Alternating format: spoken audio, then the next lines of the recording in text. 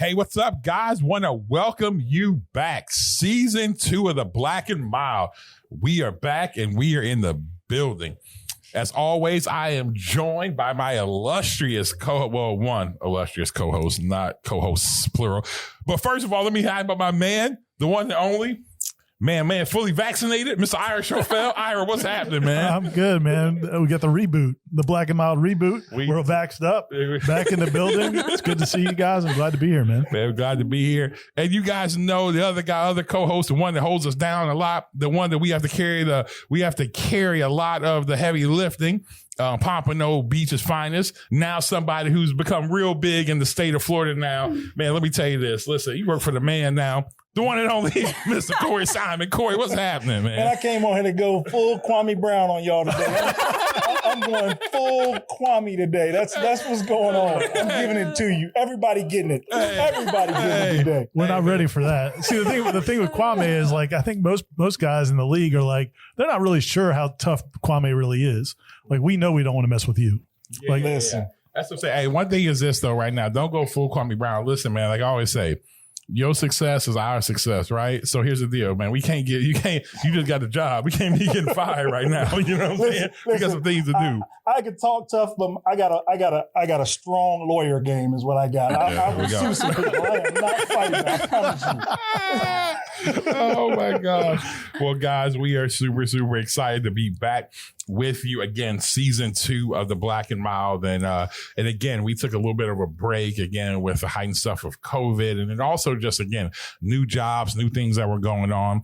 And also I want to give it room to breathe. Again, you know, this whole point of Black and Mild is authentic conversation. And so we're back season 2. And like we said, we're going to run these episodes in season 2 until we feel like, hey, we don't know if we got anything else to say. Then take a break, then come back and maybe season 3 and we'll go from there. But guys, want to encourage you, like always, make sure you like, you subscribe, make sure you give us 5-star reviews. You know what I'm saying? Hopefully last night, like Florida State, as we're recording this, had some recruits in. Hopefully had a lot of 5 stars, you know, not a lot of 1 stars in the building. All right. 5 stars in the building. So make sure you give us mention. Make sure you do that. And again, as we're moving forward with this, again, we're going to be actually dropping this on my own YouTube channel. So we got new studio. You can actually see it. Again, the Black and Mild has upgraded. When we first started, we have truly got it out the mud. When we first started, boy, our videos look like low-key terrorist videos when we started. And now we got mics and studio and backdrops and Funko Pops, man. We doing it big up here in the Black and Mild. So, but man, one of the things we want to talk about before we dive in is that with, again, in all seriousness, we had mentioned, you know, Corey, you know, getting a new job, CEO of Volunteer Florida, doing incredible work. His schedule has him up and down.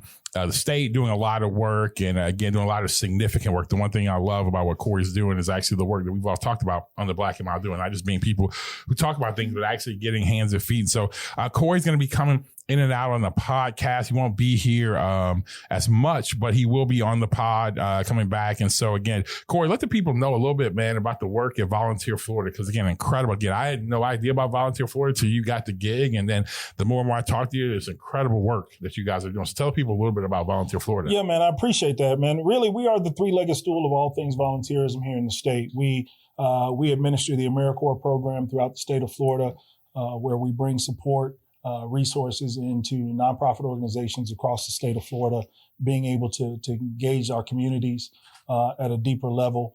And then we're also on the emergency management side. So today kicks off June 1st. Today kicks off hurricane. It's now hurricane season. So, which will keep me a little busy. Hopefully we'll have a bunch of storms that just kind of spin around out in the Atlantic and the Gulf and don't hit land and everybody's safe and sound. Yeah. So, you know, that's what we do. We're really about bringing resources into our nonprofit spaces that are impacting our communities at the ground, on the grounds across the state of Florida, man. And I really do truly enjoy what I do every day, get a chance to wake up every morning trying to find new ways to put resources in our community. So it's been a great 6 months. Yeah, man. Let me ask you a quick question. And again, just so that people can know, and we'll make sure we link this in the show notes. Where can people go, one, to find out more, but also, because again, I know that outside of, there's actually, ways that people can actually, give to it. So what's ways people can actually connect and to actually, even if they want to learn more about it, actually give to it? Because again, I know we have a lot of listeners who, again, want to support the pod and support you. So what's the way they can go to it? Absolutely. So you can go on our website, volunteerflorida.org. Okay. Up in the top right-hand corner, there's a donate button if you want to donate to our foundation and all the work that we'll do. Again, like I said, it's hurricane season. And so, we also, we distribute the disaster fund across the state. And so those dollars will go to areas that need it the most. And so just check us out. We also have our Volunteer Connect portal. Our Volunteer Connect portal is where nonprofit organizations can go on and register their volunteer opportunities. And then people around the state can go and sign up for those opportunities to volunteer. So if you're just a weekend warrior and you're looking to get out into the community and find some place to serve, you can go on our Volunteer Connect portal on our website, again, volunteerflorida.org, and find those opportunities. And if your organizations out there that are looking for volunteers, please go on our website and sign up as a organization. They have to be nonprofit, 501c3, or government entity. So that is a part of what we do. Nice. Awesome. We'll make sure we link that in show notes. With that being said, again, another voice. And again, if you're watching on the podcast, someone you see who's sitting here who makes our podcast look way better. Again, that's one thing about Corey leaving, is that Corey leaves and we're going to get way prettier in the podcast. You know what I'm saying? He was holding us back. And so we are joined by someone who's going to add a lot of value. Brianna Bree works with me and the New Rules Collective, which is a consulting company I run here. And so Bree is a native of Florida. And so Bree's going to be here. I'm not going to tell where people from. Polk County, shout out Polk County. And so, Bree, tell the people a little bit about yourself. And again, you're going to be joining us again. That's the thing, giving us, again, we old heads on here. So a lot of times, again, we're realizing, we're like, oh man, millennials. Then we're like, no, Bree's Gen Z. She's not even a millennial. We're like, hey, she's Gen Z. And so, again, giving us a younger perspective on here. And so, Bree, tell people a little bit about yourself. See, I feel like I'm almost an identical replacement for Corey. Clearly. Obviously. We look just alike. You look just alike. Identical replacement. I know everything you need to know about sports, everything you need to know about politics. I'm here to bring the heat, obviously. No, I'm just kidding. I'm the staff architect at New Rules Collective, which is Adrian's consulting firm. So I'm just super excited to be here. This is legendary. It is legendary. We brought you in, and so, but you are a native of, again, down middle of Florida, right? I'm from Tampa. Stop. Why do people want to claim Polk County? You know what I'm saying? Why do they want to claim Polk County, Corey? I won't even speak on it. Thank you. Get people in Polk County. I'm here for you. I'm not going to allow Train to talk down on you. I didn't even talk down on Polk County. She ain't claiming Polk County. I didn't talk down. I was like, Polk County. Greater Tampa area. Because I already know what you're going to say. All right. Exactly. All right. There we go. Well, guys, listen, podcast grabs so much upgrade. God, we've got sound effects for the podcast. This is the most dangerous thing they ever gave me. So, you guys, you know what time it is. It's our favorite time. It's Air It Out. Oh, goodness. We have officially made it. We made it. Hey, Corey, even for you, for down south, we even got this for you. Huh. Rose. Ricky Rose. Shout out. If Rose had to listen, Rose, I need that automatic. I need some type of car so I can go to Wingstop and get them lemon pepper wings. You know what I'm saying? Give them lemon pepper wings. We will support. We will advertise Wingstop, Bel Air, Rose, wherever you want. We here. You know what I'm saying? We are not ashamed. So our favorite time, Air It Out. So, man, what we're going to do, you guys, if you're new to the pod, Air It Out is this. The stuff that's been on our stuff we want to get off our chest this week. Or, man, it's been months. So we got a lot that's loaded up for this time and stuff like that. And so this is our part of the episode where we try to say, let's not get fired on this part of the episode. I'm definitely getting fired today. It is negative vibes coming through. Negative vibes, Corey. So because of that, that's how we start. We started with negative vibes, Corey, today. Corey, let the people know what's going on. Listen, fans, I get it. You've been in the house. You've been hanging out for the last year. You're showing up at the stand. You're showing up in the stands, and you want to root on your team. but you got to stop spitting and throwing stuff at the players. Man. Talk about it. Guys, y'all going to get this Artest moment, and it's not going to be good for you. I'm telling you. If I will say this, because, I'm going to knock Train a little bit because he's a basketball guy, and basketball players are a little soft sometimes. Easy. But if you show up at a football stadium and you start popping off and throwing stuff on the field, you're going to get them hands. I'm just going to let you know that. You're going to get them hands because we're a different breed. So please, get yourself under control. Come root on your team. Boo if you need to. But no spitting, man. Corey, no spit, that's throw big bottles. That's right crazy. now. That's crazy. That's just crazy. And you know what's happening right now too, Corey? But listen, I know you talk about basketball players, whatever. I think they went to Detroit. They picked the wrong ones because listen, the one dudes they decided to kind of fight with, I'm like, listen, hey, Captain Jack and Ron Artest have always been about that action. Yes. They picked the two wrong dudes to be about that action. Yes. You know what I'm saying? And so, no. Last night, did Buddy get tackled last night? Yeah. Yes. Running out on the court. They have lost their Evan Lover mind. What is going on, people? If you want to be part of the show, you can be part of the show. Listen. I don't know. I don't know. I'm telling you right now, because listen, if I'm a player, somebody run out there, it's one of those reactions. You on the floor, I don't know what you're doing. I don't have time to think. So my first thing is this. I'm going to initiate contact action before you do. Hey, you got to protect yourself. Yeah, that's what I'm saying. You are on that court. Listen, them hands are ready to eat for everybody when you're on that court. It hadn't been that long ago when the young lady that played tennis got stabbed. Oh, yeah. Monica Seles. Was it Monica Seles? Yeah. Got stabbed. Somebody ran up and just stabbed her in the back. Man, we're not out there for that, guys. We're out there. We're playing a game. This is what we do for a profession. Please sit back and enjoy it. Like I said, if you got to boo, but golly, don't run out on the floor. Don't spit at the players.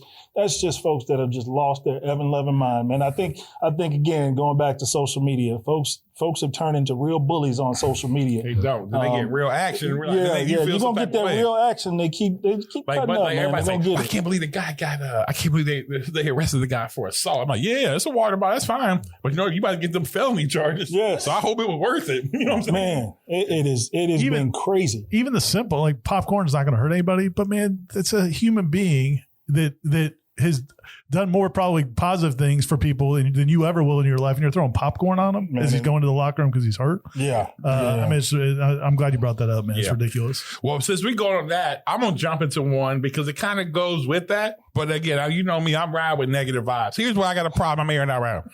I'm airing out Publix brand Nelson Mandela. Kyrie Irving. I am so tired of Amazon brand, you know what I'm saying? Like Desmond Tutu out there. Always fight. But listen, I'm going to say this and some of y'all get offended. And if he hears this is what I don't like. If you got stuff to say and being active, that's fine. But when I listen to you talk, you make no sense. It's now become a show. Mm-hmm. It's become a show. And here's the issue. Dudes like that, again, now, let me just say this first about Kyrie. I know there's some things that, again, like every person has done and does good things. Man, he's scholarship kids, stuff like that. I am not negating that part. So let me just first start this again. We got to be able to say two things can be true. But the one thing is this, because even when you talk to dudes around the league, it's all annex and show a lot of the stuff. Like the other night, you walking on the floor, wiping off like the logo. Yeah. Listen, nobody has time for that. Or you go out there one moment, man, you know, you're a Christian. Next moment, you're Muslim. Next moment, you know what I'm saying? You insensitive. I'm like, dog, just listen. Like, listen, I'm all for activism. Fine. But you are now turning, and what you do, you end up making a mockery out of the rest of the people actually trying to fight for stuff. Because here's what happens. People see that nonsense. And so I'm just tired of it because every time, like, listen, you have a job. Yeah. You get paid millions of dollars. And Corey's a professional athlete. That does not make you less of a human. But there also is this. You may have some mental health stuff, but man, you know what? How many days you get to take off? You know what I'm saying? Early in the year, my man taking off like 3 weeks, you know what I'm saying? Taking PTO time because he got some. I'm like, dog, you have to work. And it's just one of those things where I've been like watching him over this whole year. And I'm just like, yo, enough's enough, dude. Like, I just can't. I mean, I can't. You know what I'm saying? So anyway, that's my one aired out, man. Yeah, you know. So maybe I'm wrong. I don't know. No, I'm with you, man. I agree with you, especially when I saw what he did. He was stomping on the court. I mean, it's just like, I mean, it's all fun. You know, in sports, you talk trash, you do a lot of things. It was a little uncalled for, especially given the circumstances. But mine is not, I don't know if it's negative or positive. It might be positive. Construction, it was a negative experience for me, but positive maybe for other people. Just some friendly advice. If you get into an accident, if you're driving around Tallahassee, certainly in your ride, Corey, if you or both of your rides, you guys got a nice ride. I'm running a beat up pickup truck. But if you get into a fender bender, I'm not a serious accident, but if you get into a fender bender, call the police. Because I have had 2 times in the last 2 months that I've had people hit me, swear up and down that it was their fault. They knew it was their fault. They're taking full responsibility. Here's my insurance information. I don't even want your insurance information. Here's my insurance information. I'm so sorry. I promise. Texting me, I'm so sorry. And then when the insurance company calls, oh no, he hit me. two times. The second time my daughter was in the car and I said to the lady, because she's like, we don't need to call the police, do we? I was like, ma'am, I wouldn't, except for 3 weeks ago, some other lady hit me and said she would take the blame for it, and then swore up and down it wasn't her fault. Oh, I would never do that. I promise you. I hit you. I changed lanes. It's all my fault. I promise you. I promise you. I promise you. Call our insurance company.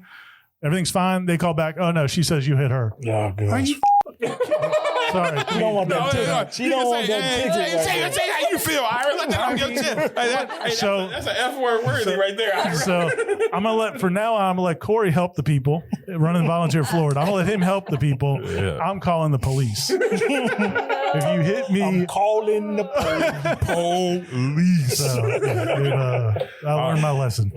All right. Well, Bree, you are new to the pod, so man, this better be epic. This is very epic. This is your first one. Positive vibes, man. No, she's around me too much. Ain't no positive vibes. Probably all the way. All right. No, mine, guys, gas prices. You don't have to worry about it. 3 or 4 of us have to worry about it. That's how you feel with the gas prices. Like over $3, guys. And then we had the mass exodus of everyone getting gas a few weeks ago. The panic. Gas out at every gas station in Tallahassee. You know what's funny about that? I was actually I was in Denver when I was going on, and I was up in the mountains with no cell phone service. So all of a sudden we come down there, I'm like, why? My wife says, hey, I'm a little worried. I'm thinking, I don't know if we got gas. So I'm like, what's happening? I'm like, damn, why we got gas? I had no clue. I go back up in the mountains, no service. And it's I'm like, man, it's like the gas shortage of 2021. I'm like, what happened? But people are crazy. Well, the best part was they kept saying, well, there's no real gas shortage. Everything's fine. Except none of my gas stations have gas. Yes, so to me, by my definition, that is a problem. Well, it was just like, it's just like everybody if they all ran to the bank and they needed to snatch out cash. They're just not keeping that much to cover everybody in Tallahassee go at one time. And I'm listening to my guy, local radio guy, Greg Tish here, and Greg's like, yeah, there's no gas issue. Folks, stop going to the gas. If you got a half tank of gas, why are you at the gas station? Hey, man. It was crazy. That was bananas. It was. And one of my favorite, but no, I'm with you. I should say it. Having an electric car in these moments, listen, the memes were epic. The memes were epic during that time. Because I'm up on my high horse I don't know what that's like. I don't know what that's like. Pull up at the gas station waiting in line no more. I'm going to go to the house and charge me up. Now, I say that until, God forbid, somebody hack Tesla. Hey, somebody hack Tesla or the power grid. I'm in trouble. So until then, no, we're gonna shine. Until then, man, no, Bree, I'm with you. I filled up this past weekend. Man, that big tank you got, man, $95. $95 to fill up my gas tank. I was like, man, this is bananas. This is bananas. And we're all driving now. During the pandemic, nobody was driving. Yes. So you put a gallon or a tank of gas and you good last for 3 weeks. Yeah, not more. No, man. Man, I can't. Yeah, man. Listen, I don't know where it's gonna go. I tell you what, it's gonna be one of the topics we probably jump into today, just talking about just again economy, all the stuff like that. But yeah, that gassing, and like I said, the best meme I saw was when they talked about, man, the CDC just went ahead and gave up when they saw us putting gas in Burger King. And Burger King, because they're like, all right, y'all forget. Listen, hey, matter of fact, some of these people may need to get COVID. Like, you know what I'm saying? I'm like, because if they doing that, we got a problem. Oh, gosh. They're putting gas in grocery bags, man. I'm like, what in the world is going on? In the words, let me tell you this. In the words of Dave Chappelle, we put a little modification, man. Anxiety is a hell of a drug. Oh, my goodness. It's a hell of a drug. You'll make me crazy. So, Well, guys, that being said, we're jumping into episode 1. We're back. And again, there's a famous, right now, one of the best producers out there, and he has a tagline that says, "Run it back, Turbo." We'll have it says, "Run it back, Turbo." So what we're going to talk about today is just recapping over this 2020, really 2021. What's been going on over the last 6 months, stuff like that. So, I mean, I think starting, man, it's over a year in this new normal. So, like, what are some things, again, I'll say this for you guys personally, that has changed? What's a new rhythm for y'all that has changed? You know what I'm saying? With this new normal, you know what I mean? It's crazy to think last year we were able to film, but we got masks on. We didn't know we were going to come out. And then there's this thing. Listen, there's a whole new normal. So I guess let me ask you that. What's a new normal? What's something new maybe that you guys have done that you weren't doing prior? Man, I will say this. I am so tired of talking to screens, but I think what we realize is that we can still be productive. Mm-hmm. We're great at adapting, and doing all my meetings via Zoom, or the vast majority of them being via Zoom or team meetings or whatever the case may be, whatever application you're using. Man, that was probably the biggest change for me of stepping into this job and realizing that most of what I had to do was talking to a screen. And so, figuring out, okay, do I stare at the camera? Do I stare at the screen? It's like, where do I look? What do I do with my, it's like when Talladega Nights and he's like, what do I do with my hands? It's so true. It was just weird. Right. And so I think folks now getting back to that face to face, man, being able to shake somebody's hand or give them a hug, man, it was just so, you see why people are acting up when they go to stadiums. They just don't know how to be around people. They don't. Yeah. It's like your kids ain't never been to a restaurant. They out there acting a fool out there. No, you can stand on the table at the house, but not out here in public. Yes, we use forks and knives in this place. It has been bananas, man. But I really appreciate how we've all had to adapt, and we have. I think we handled it about as best as we could in terms of trying to continue to communicate with folks. And so whether it be FaceTime, whatever the case may be, we've still been able to stay together in a sense, even though we were apart. And so, I am impressed with where we are or where we were as a country to be able to kind of work some of those things out and allow technology to work for us. And that's a really good point, Corey, because I know sometimes, man, we've seen such the awful stuff that's happened, but there is sometimes you got to look at man, that's a good point, man. We are hey, people had to adjust. They figure out how to make things work with Zoom and things like that, where, people got tired of it, but they kept doing it. They kept working through it. That's a huge, huge positive, you know what I'm saying, to be able to do that. I think it's opening up. It's going to open up opportunities for people to realize that they don't have to be chained necessarily geographically from a work standpoint. Because that was from my work standpoint, I mean, just being able to jump on meetings on Zoom at a moment's notice. And I think you're seeing that people are leaving New York, people are leaving LA, they're moving to wherever they want to live because they can work remotely and do a lot of the things they could do from Zoom. Now I do, like Corey said, though, I'll tell you this, as a sports writer, about 3 weeks ago, Mike Norvell, FSU's football coach, held these free youth clinics around the state of Florida. And I went down to Miami, and I went to the one in West Palm, the one in Broward, and the one in Miami, next to Corey's old stomping grounds. I was down in Lauderhill area, and just being back in an environment with people and being able to talk to people, talk to coaches, talk to players, talk to families, moms and dads and kids. And just like this, I mean, it had been so long. That really was the first event we've covered. I covered all football season, but we'd sit in the press box 10 feet apart and then Zoom interviews. Same thing with basketball and same thing with baseball. But to actually be around people and talking to them, it reminded me, one of the things I really love about my job is talking to people and interacting with people.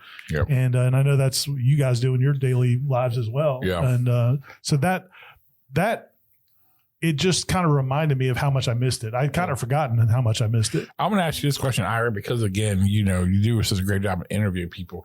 Is there something different, like seeing somebody, like when you've had to interview people like in person versus like via like Zoom? What's the difference in that? The biggest thing I've seen is that even as much as we've done Zoom, it's still not as comfortable. And there are verbal cues, there are nonverbal cues that you give each other. We went through it when we were doing this pod last year when we kind of shut it down and started doing it via Zoom. you can, when you're all sitting at a table and somebody wants to say something or wants to, you can feel it. Yeah. Even if they don't say, hey, let me speak next, you just can feel it. Yeah. And so that part of it, just there's things that we probably never realized before, the pandemic, that there are communication things we do. And just that normalcy again, man, like at these clinics, I would talk to a parent of a kid and get them, they just start telling me their life story in like 2 or 3 minutes. On a Zoom, it takes a long time to get there. It just takes a long time to, people can feel you. They can feel your vibe. So I thought it was going to take, I think for some people are going to have a hard time getting back into it. And I know we'll probably talk about that, but I think the people that have gone back into normal, I think it's refreshing. And I think some people are going back to it quicker than I might have thought. Yeah. I tell people all the time, man, human interaction, one thing is that human beings were made to be in a relationship. Human beings were never meant to be isolated. Yeah. And again, there's something about when you're in a room with someone else, just the energy in the room. You know what I mean? Like, you guys know, like one of the hardest things that have been for me is like, I go from, almost every week, say on a Sunday, 1,000+ people showing up to now, I mean, I'm sitting in a room with a camera. Mm-hmm. I can't see how things are landing. What makes you? That's what I was going to say, because you do public speaking, but then you also lead your church. And can you feel like I don't speak a lot, but when I do, I can kind of feel, man, these people are not hearing what I'm saying. Yeah. This is get me off this stage. Oh no, listen, it is. Yes. I mean, 100%. Like I listen in person. I am just, it's an energy that's there. Now, what I will say is that using camera has helped me to actually be really, it's actually, I've used this. It's been a super benefit. I've been clear and concise, right? Mm-hmm. Okay. Because now you're not getting, I can go on rabbit trails, whatever. But the one thing about being in a room, you can just, you feel an energy when you're going somewhere and you can just kind of see. I just read people. I feel like, okay, this is hitting, or they're feeling a little bit uncomfortable. I need to push that more. Or like, start seeing somebody, people can kind of now, okay, let me switch gears and go here. You can just read stuff. So there's such an energy when you're in the room versus when you're sitting there like on a camera and all you're doing is looking at here or you're looking at somebody. Yeah, it's always, I never have gotten comfortable with that. You know what I'm saying? It's always hard. So yeah, so it's been an interesting thing. My daughter in college has had some groups, like some group meetings, different activities. And she, like some people in her group won't use the camera. Do you guys use the camera when you're on Zoom, like in a meeting? I do. Yeah, I do also. I do, but she's like, people will not use the camera. And it's like, I couldn't do that. If I'm just staring at, she's like, we'll have a meeting with 10 people and like 8 people don't have their cameras. No, listen. It's so awkward. Yeah, I mean, college sessions that we've done and students are just off. Right. Like, are you there? Are you exactly. there? Am I just wasting my time? Like, what's going on? Did you leave? Yeah. Did you go to the store? Yeah. Which most likely. Yeah. Yeah. They're fully out there. Yeah. One of my favorites, we talk about this. One of my favorites, literally, we were doing one with the group. Buddy's in there cooking breakfast in the middle of the day. Buddy's in there, eggs and grits. You know what I'm saying? Like, yo, you know what I'm saying? Or, here's what we're going to go to this. What was like, and I'll start this, one of the most awkward like Zoom moments. I'll tell you, here's my awkward Zoom moment was we're doing stuff. So in the consulting work we do, we work with diversity, equity, inclusion, corporate stuff, but we also work with universities inside the authentic leadership. So we're actually working with a university and we're working with like their team and we're working with as a professor on there. So my man forgot to so I'm in the middle of my like presentation, forgot to hit mute. One of the deans is fully ordered, like full order. Like, you know what I'm saying? Hey, let me get, you know what I'm saying? I'd be like, loud. Hey, let me get some extra breadsticks. Like, you're like, yo. So finally, and I mean, he's going, and everybody's saying, they're saying, such and such, you're not on mute. You're not on mute. And my man still getting like, I mean, we're hearing this whole He probably has his volume all the way down. All the way down. Hear us. Like, and then finally I just said, I was like, so when he comes back, I think I was like, yo, let me get an extra piece of that chicken too, like, to make it light. But that one was super awkward for me because it's like, he just kept going. I mean, it went on for about a good 30, 40 seconds. He's like, I just kind of stopped talking. You know what I'm saying? So somebody else got one awkward. You know what? It's always awkward when you get the freeze. Right when it locks up on you and you just it's like the max headroom back in the day. Yeah. It's like I mean it's that's always weird, man. That's like, golly, can I just get back to? I remember the first speaking engagement that I had after getting out of COVID and where I was down in Orlando, and my goal was to only get up there and talk for 10 minutes. I had 10 minutes strong, right? And I was just so excited to see people in a room. I went for like 40 minutes. And I was like, oh my God. I was like, I told you I was going to be quick, but I didn't say I was going to finish. I just kept going. I was just so excited to see so many people in a room again, man. It was you crazy. Feel the energy, and if you get something good, you're like, oh yeah, I'm going to keep going with that. You know what I'm saying?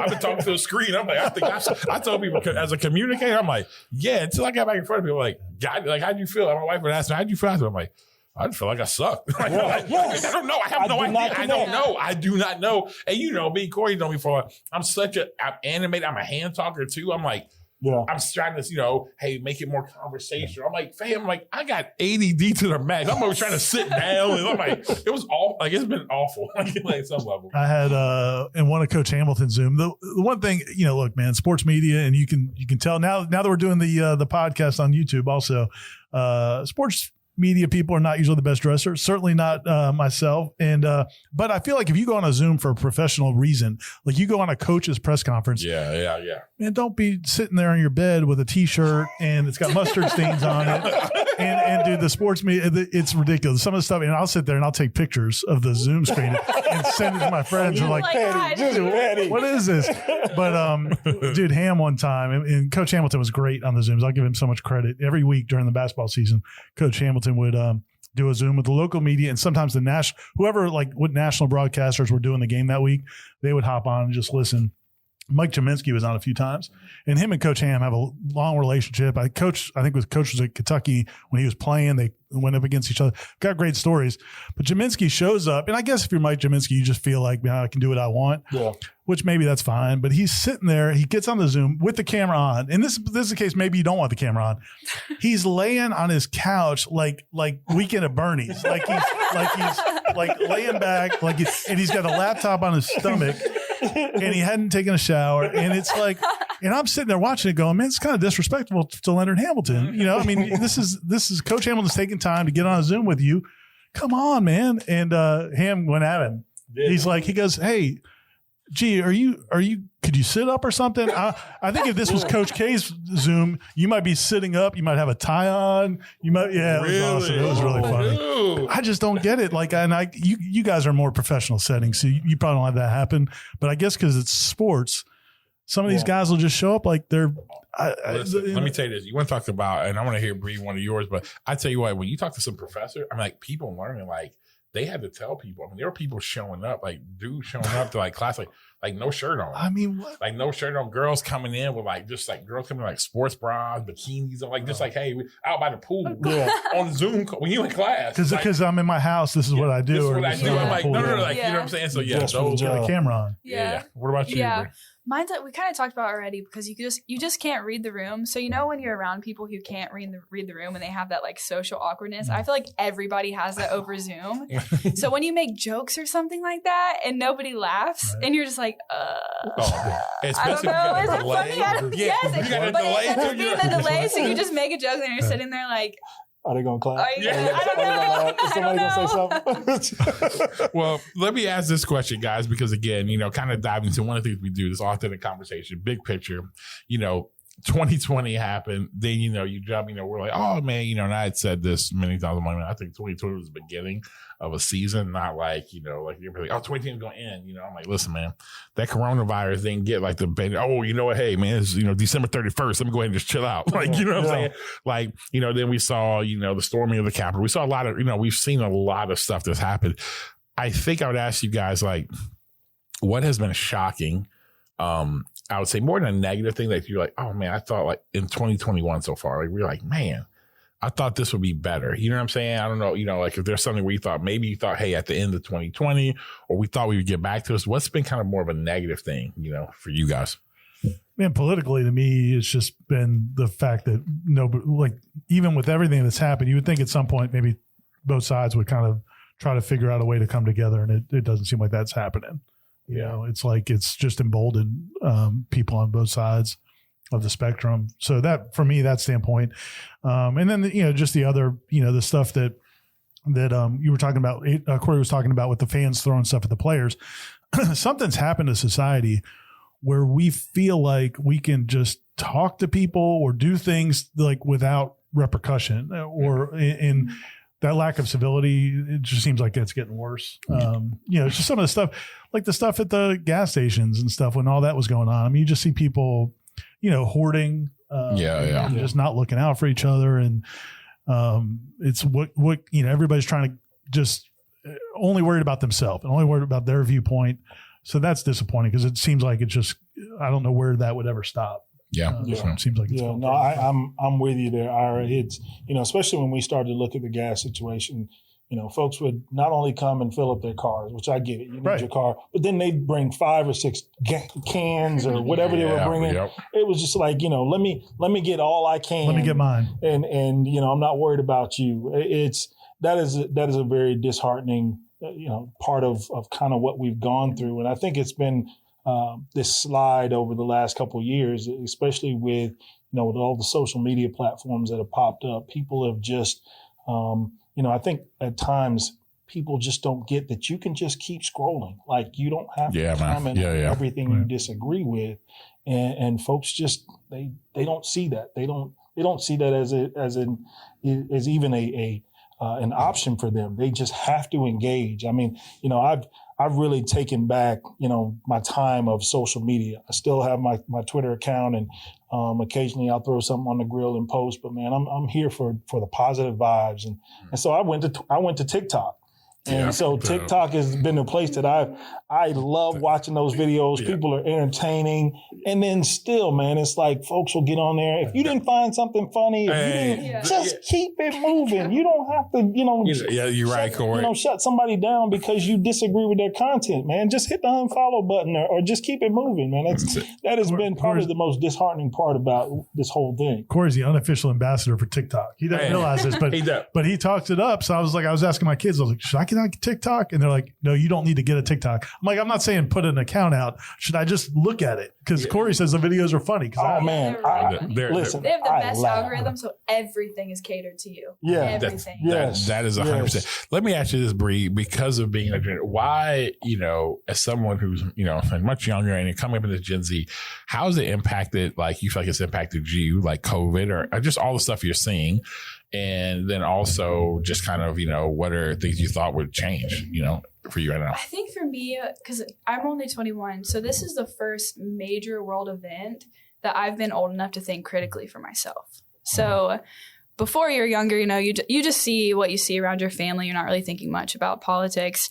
I think I was really surprised at not even just what I see in everyone else, but what I can see in myself. So like if I go to the grocery store and you see someone with or without a mask, what am I thinking about them already just from that one tiny thing? And I'm like, and now I'm like, are they vaccinated? Are they not? Like, you have those thoughts cross your mind. And so I'd say that that was the one major change for me outside of Zoom, because a lot of stuff for work for me didn't change a ton. Was just like, dang, this is crazy. This is the first time I've really seen the world kind of come to its knees, and everything that we see as like structure and that we can prop up, like politics, whatever, just kind of disintegrate and like, how do you, I'm curious because, one benefit of being older is as you do see more things happen that you realize, okay, we can get through this. Mm-hmm. Without that years of perspective, like how did you find solace or confidence or sanity? Yeah, I think for me it helped because I did still work, and I really enjoy what I do. So I still had a sense of purpose in the things that I do every day. Whereas most people my age, schooling shut down, everything's now online. You can't hang out with your friends. So everything that you do to exert energy is now taken away. Yeah. And so all you can do is think about the stuff like, am I going to die? Is my family going to die? What's going to happen in 5 years? How is this all going to get figured out? How are we going to keep people from getting sick? And then obviously you think about that over and over and over, the anxiety. Yeah, because a friend of ours, somebody that you guys know, I don't know if you know the situation, but a friend of mine, friend of ours who affiliated with Florida State, like he was telling me his son went from like a straight A student in high school to like F's.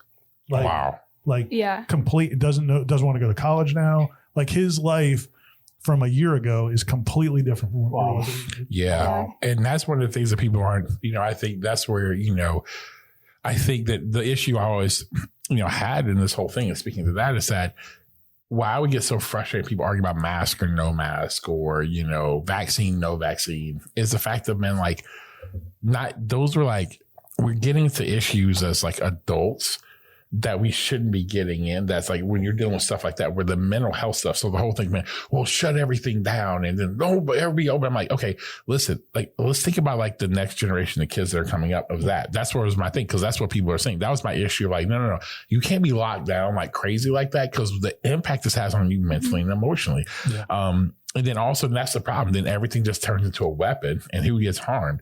It's those who are the most vulnerable. It's children. Mm-hmm. You know what I mean? You know, you got children who are doing that. I was on the phone with somebody today, you know, who's a well-to-do CEO. And he's saying, man, I spent most of my time this week helping a friend who's in New York City, whose child is, you know, 15 or so, however it was, and just saying, man, like, they're struggling, like, I mean, literally, like, you know, just crazy stuff they're struggling with. And it was like, because, man, they've been locked down for like a year and some change, and not including hair syndrome. And they probably had some mental health stuff before that. Yep. That just accept. And so I think that those are just the things, but also, you know, so I think that's what's still bothersome, like, how much I was like, we just deal so much still with these second, third, fourth, third issues. I think the one thing for me that's come out of this that's really been bothersome is, guys, like, I just think there is going to be a reckoning in the next 3 to 5 years economically. The fact of, man, you put there's $3.2 trillion in cash that's to consumers right now, to a point to where, man, I'm like, this guy, I'm talking to people and I'm like who have more cash in their companies in the bank than they did pre-COVID. Yeah. And here's the issue that I was going to be my air it out, but I didn't. This is why I always tell y'all, everybody's political ideology, they stuff they stand for. Because let me tell you this, conservative and Democrat, everybody talk about, well, Biden need to quit putting the stimulus money out. And of course, I know you can't speak to none of this stuff, but like, you got to put this, you know what I'm saying? You got to say, hey, but like, he keep putting the stimulus money out, but I'm like, I don't see none of my conservative friends being like, I ain't going to take that check. Yeah. They taking that money. And my issue I have with that is, like, not that you shouldn't, but like, then that should give you at least some empathy of how you're communicating. Because don't be all of a sudden doing that and you still taking free checks. If you really have this conviction like that, now you may have a pushback to that, but that's what I'm trying to say. Like, it's just not that I'm not saying I'm against stimulus, not whatever. I think it's going to be a reckoning for sure, because I'm more fiscally conservative. But what I am going to say is everybody's thing has a limit, and especially when people taking double money, double PPP, you know, all these different things. When well, even on an individual level, I mean, when they talked about changing the married filing jointly the stimulus money, if you made over 150. Then, you know, how that got phased out. If you made 150 with the first ones, you know, you still get some money, but with the second one or the last one, you might not get as much. And all of a sudden people who are making, you know, bringing home 150, 160 grand as a family, even during this time, were like, well, wait a minute, why don't I get as much as why don't I get $3,000? Why don't I get $2,000? Because, I mean, it's just, and I'm not saying I'm any different. My wife and I were sitting there trying to figure out, well, okay, what are we going to get? Yeah. Yep. And that's just human nature. The problem is, and I think, you know, Adrian, you and I talked the other day, just you wish there was some more, I don't know. I don't even know what the word is, but for some of these businesses that, like, where does the greed stop? Some of the businesses where they're not, some of the businesses that are not adding employees are still cutting back, even though the profits are good. I mean, I am pro-capitalism. I believe in capitalism. I believe in our economic system, but it does concern me sometimes with some of the things you see. Yeah, and I'm going to say this real quick, and I want you to speak this, Corey. It's this point real quick. Why do this? This is my issue.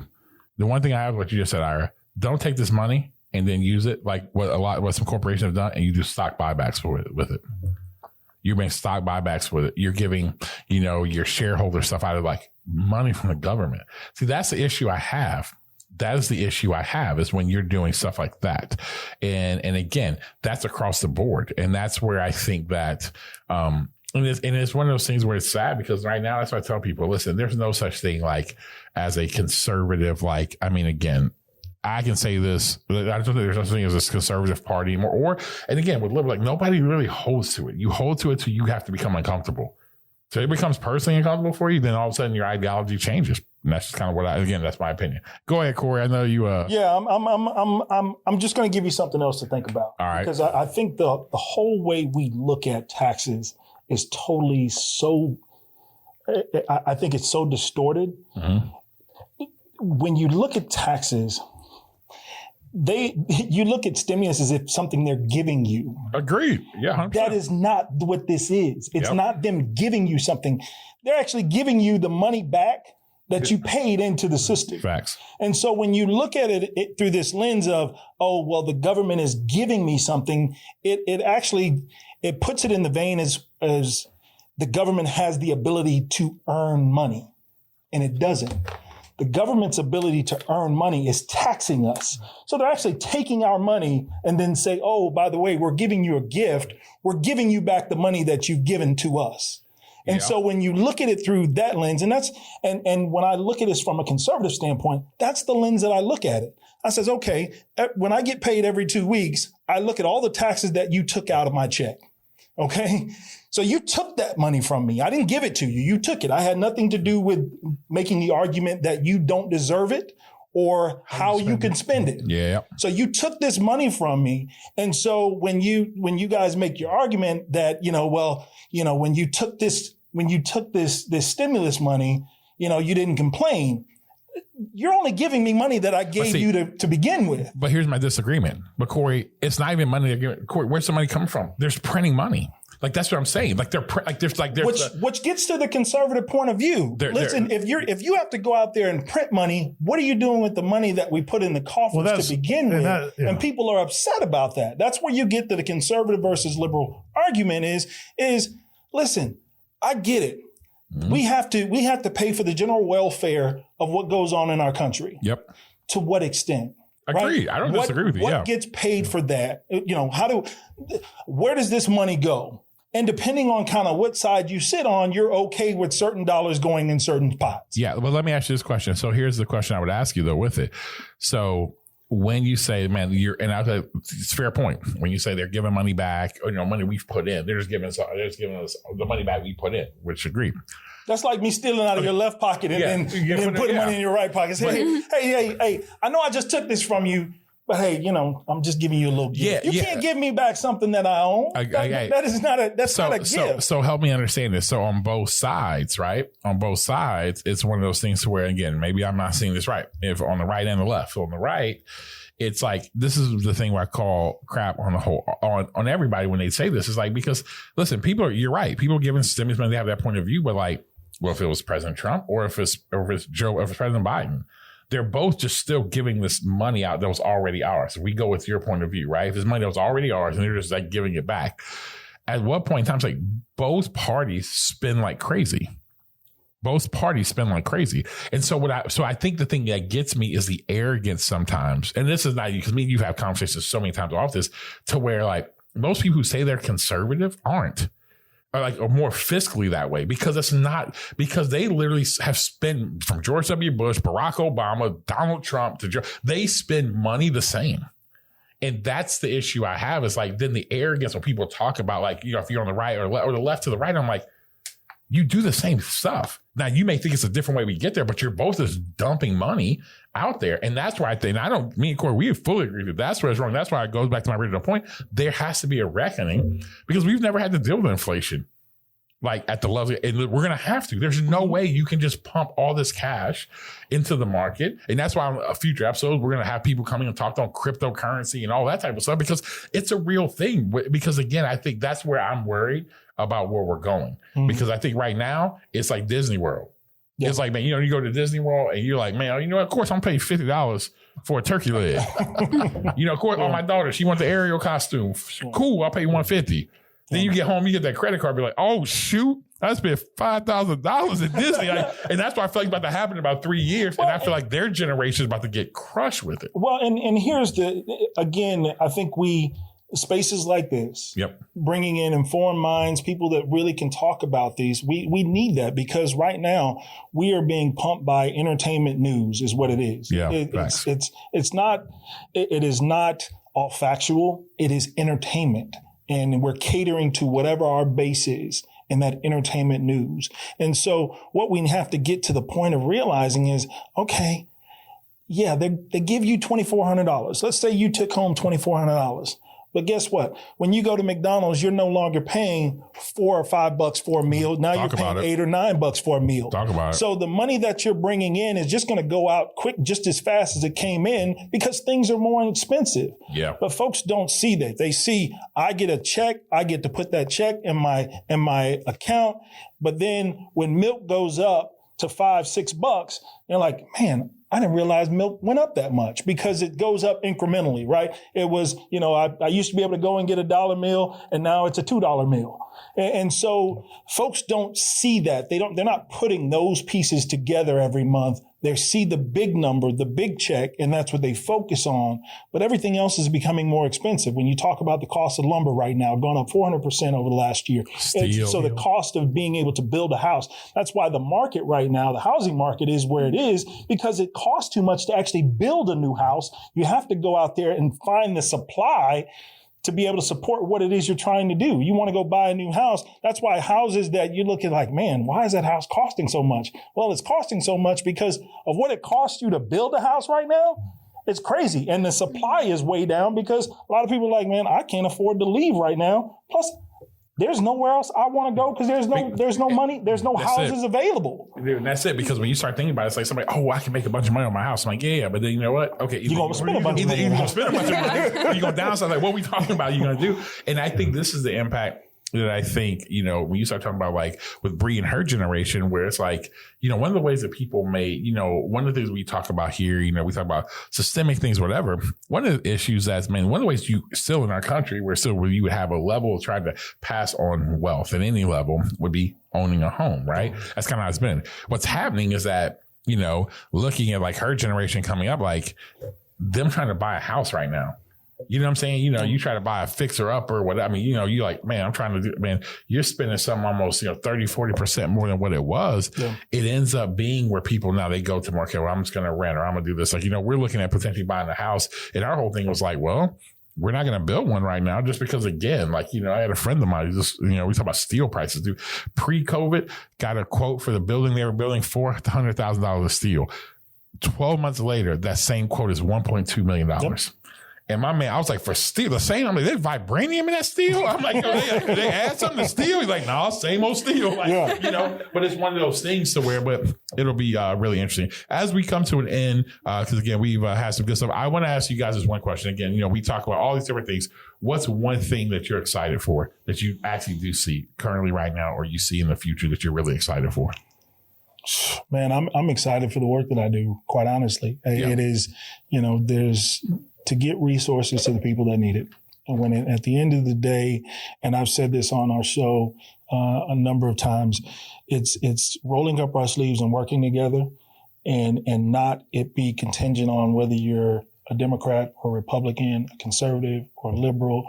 It is just rolling up our sleeves and being able to get to work. And so the more that message gets out there, the better off we are when we stop looking at, all of the other things that in this grand scheme of things, doesn't matter.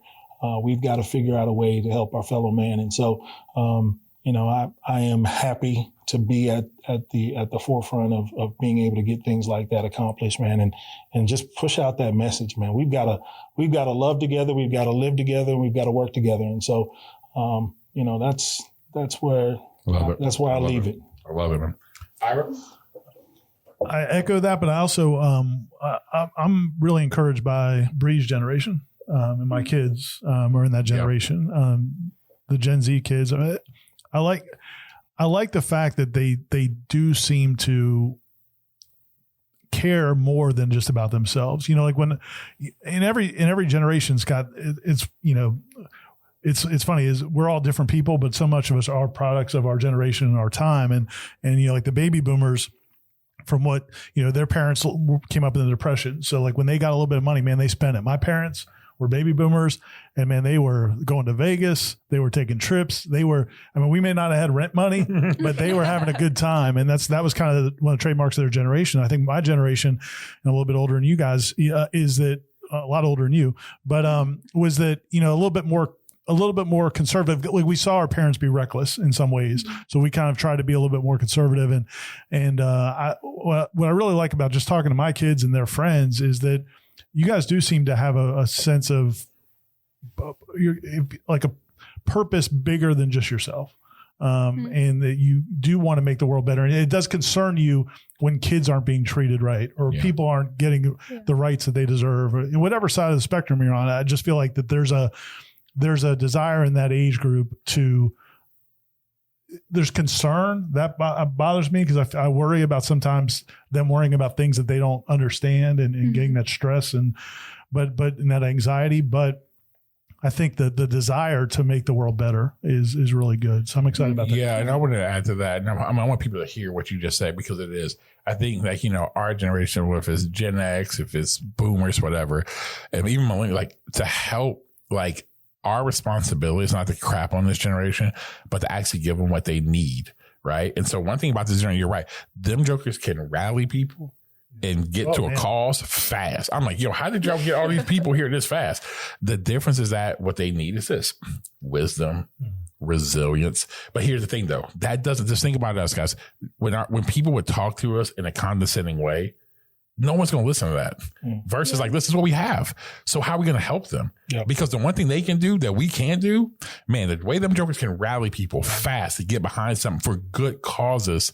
And again, there's something that needs to be better wisdom. Sometimes it's crazy, whatever and this isn't political, but it's like the fact that, man, at least the one thing I appreciate about this generation, they're at least trying to do something. At times, do they need better wisdom in it? Yes, but at least they're trying to do something, not just consume things.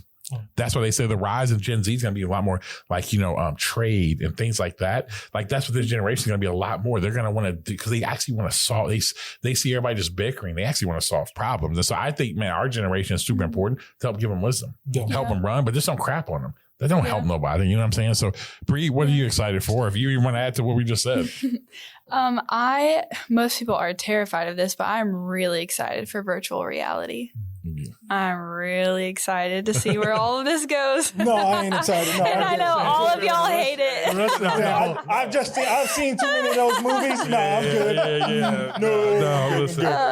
She's been around. Not robots. I don't want robots being able to take over the world or anything. But I think as far as like Ready Player One, that kind of stuff, I think it's really exciting to see where just like video games, meetings, like one day if I'm gonna be able to go to a meeting as an avatar instead of me, that's crazy. That's crazy. You and Mark Zuckerberg and Elon Musk can hang out all you want. I'm good. I'm actually, I have to be with her on that, and we're super excited. Coming out, man. We even got we're gonna have one of the guys gonna be coming in with the leading marketer for augmented reality for Google's actually gonna be coming on the pod. We're gonna have a lot of people talk about virtual NFTs and all the stuff, because it's a world we're living in. So again, it's one of those situations where I tell people, and I love what you're saying, because listen, it's one of those where it's like the internet 94, right? We're like, that's what Gary Vee says. Like, it's the internet 94. We're like, I ain't gonna ever put my credit card online. I'm like, all right, well, it's coming. Yeah. So like, we can either embrace it or we can just do whatever. Then I'm just gonna say, only AI I'm interested in is Allen Iverson. I mean,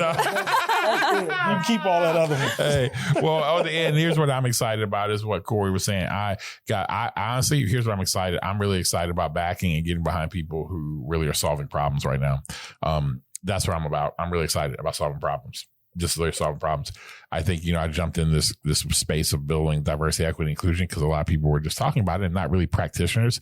And I actually believe, like, I'm super excited about building diverse and equitable spaces, like whether if it's in a faith space, in a church space, if it's in corporate space, if it's in nonprofit space, whatever, is because I do believe, unfortunately, things will get more and more fragmented. I think in the extremes. I mean, I'm going to say this, it sounds crazy. I think there'll be levels of like, not as some big, like, hear when I say this, but levels like some people start, like race war type stuff starts to happen on the extremes, But I believe diverse and equitable, inclusive spaces. And what I mean by that is this for everyone. If you're a white male Republican or you're a natural hair Black woman, be able to breathe who you are to a space. You know what I'm saying? And also people having a heart in that space to know when you have to pull yourself back. Because the world, sometimes people say, well, you got to be able to fully bring yourself. Well, if everybody's fully bringing themselves in there, it's too crowded. There's times when you come into a space, you're like, oh, no.